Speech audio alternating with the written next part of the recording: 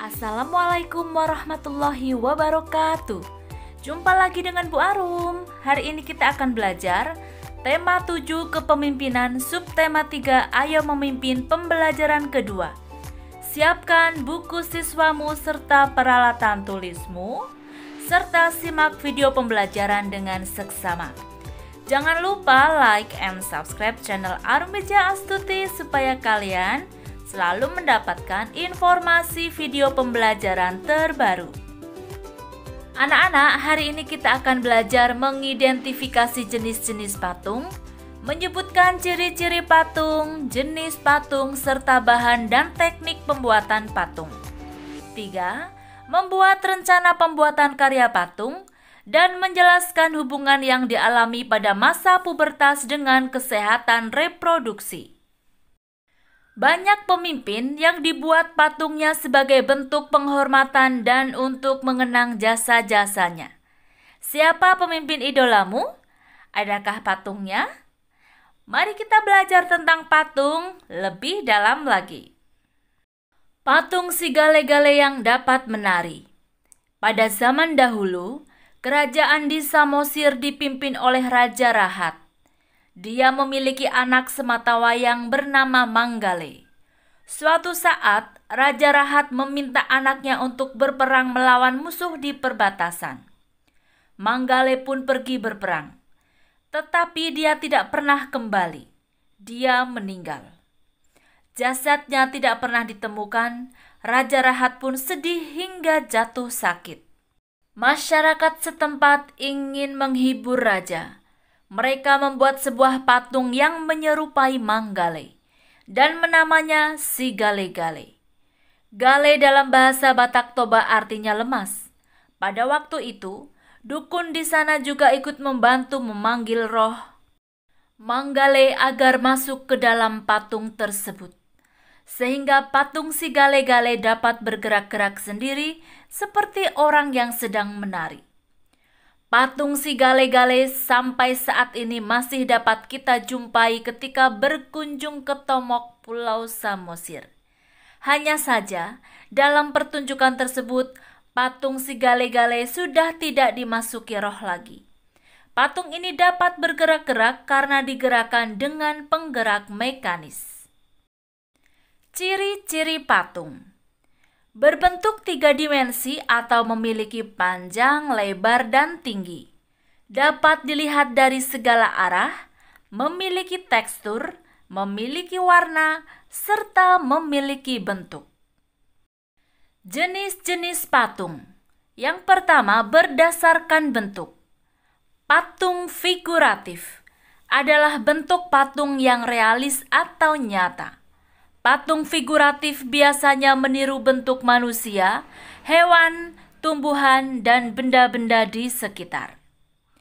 Yang kedua, patung non-figuratif adalah hasil dari imajinasi pembuat patung.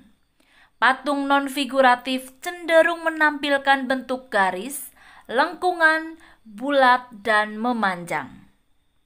Berdasarkan posisi, ada patung lengkap. Merupakan patung utuh seluruh anggota badan mulai dari kepala sampai kaki. Yang kedua, patung buste. Merupakan patung sebatas dada ke atas atau bagian kepala saja. Patung torso adalah patung bagian badan dari dada, pinggang, dan panggul. Berdasarkan fungsi, ada patung pemujaan. Adalah patung yang digunakan sebagai lambang pemujaan dalam acara keagamaan atau sebagai sarana beribadah.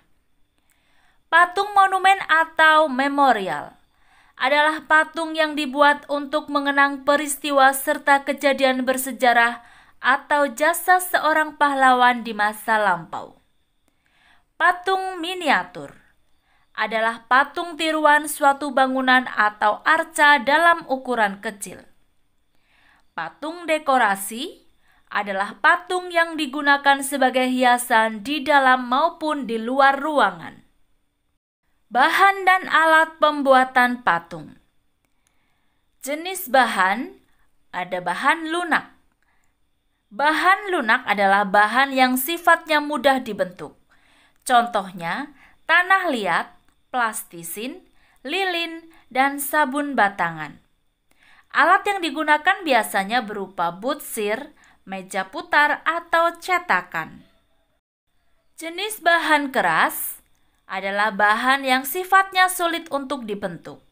Contohnya kayu, batu.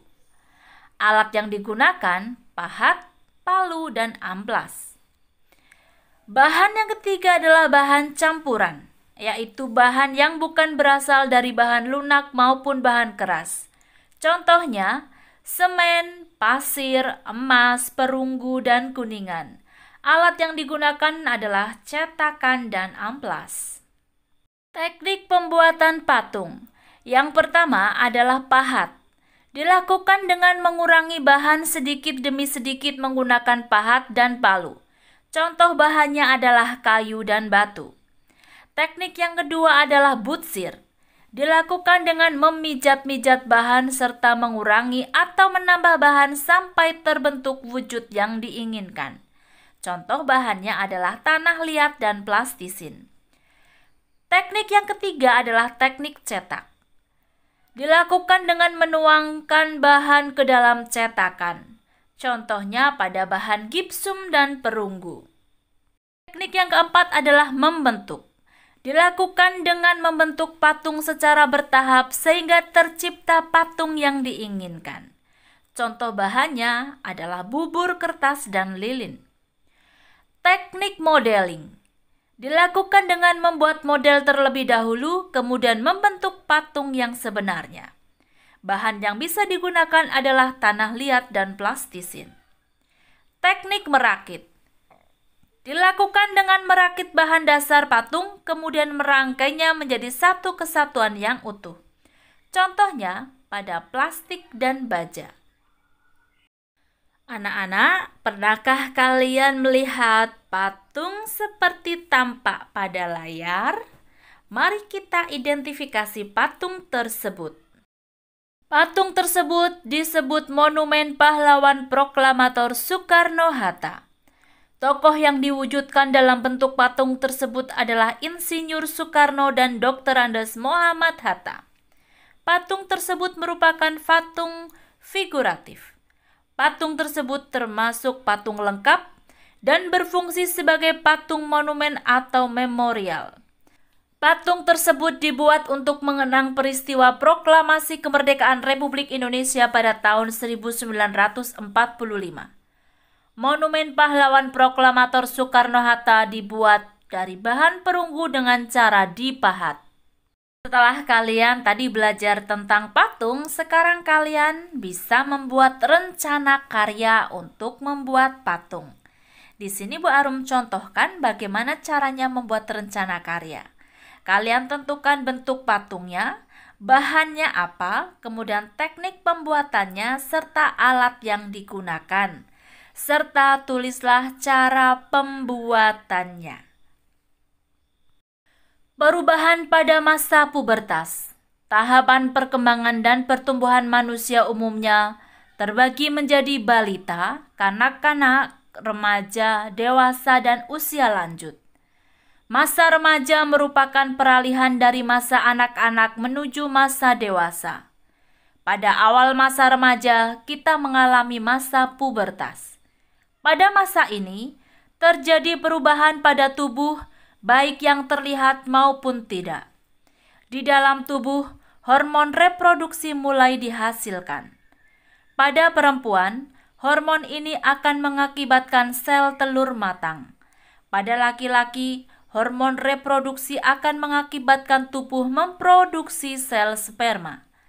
Jika sel telur dan sel sperma bertemu, dapat terjadi pembuahan dan tumbuh menjadi bayi. Pada umumnya, pada masa ini kesehatan reproduksi remaja akan memperlihatkan ciri-ciri pubertas. Pada perempuan, dia akan mengalami menstruasi setiap jangka waktu tertentu, umumnya setiap 28 hari sekali. Dan pada laki-laki dia akan mengeluarkan sperma. Ciri-ciri lain ditandai dengan perubahan tubuh yang terlihat. Pada perempuan, Misalnya, payudara akan tumbuh sebagai persiapan untuk memberikan ASI atau air susu ibu bagi bayinya kelak. Pada laki-laki, otot-otot tubuhnya berkembang lebih besar dan kuat, sehingga diharapkan laki-laki lebih kuat secara fisik untuk melindungi keluarganya. Persiapan menghadapi masa pubertas. Yang pertama, memilih teman bergaul yang baik. Jangan sampai salah bergaul dan terjerumus ke dalam hal-hal yang merugikan, seperti pergaulan bebas, narkoba, dan minuman keras. Yang kedua, mendekatkan diri kepada Tuhan Yang Maha Esa dengan selalu menaati perintahnya dan menjauhi larangannya. 3. Menghormati orang tua dan mendengarkan nasihat-nasihatnya. 4. Berpikir positif dan melakukan hal yang positif. Contohnya adalah mengembangkan hobi, bakat, dan minat. 5. Mencari informasi terkait pubertas dan kesehatan reproduksi. Untuk mempermudah kalian dalam mempersiapkan masa pubertas, kalian dapat membuat peta pikiran tentang persiapan menghadapi masa pubertas. Contohnya seperti yang Bu Arum berikan seperti pada layar. Persiapan menghadapi pubertas, mencari informasi terkait pubertas, mendekatkan diri kepada Tuhan, mendengarkan nasihat orang tua, memilih teman yang baik, serta melakukan hal-hal yang positif. Alhamdulillah, pembelajaran hari ini telah selesai. Semoga kalian selalu semangat belajar dari rumah. Kita berdoa semoga pandemi cepat berlalu. Dan kalian harus tetap mematuhi protokol kesehatan dengan mencuci tangan pakai air mengalir, memakai masker, dan menjaga jarak. Jangan lupa makan makanan yang bergizi agar bisa memberikan asupan bagi tubuhmu dan meningkatkan imunitas tubuh. Terima kasih, semoga kalian sukses. Wassalamualaikum warahmatullahi wabarakatuh.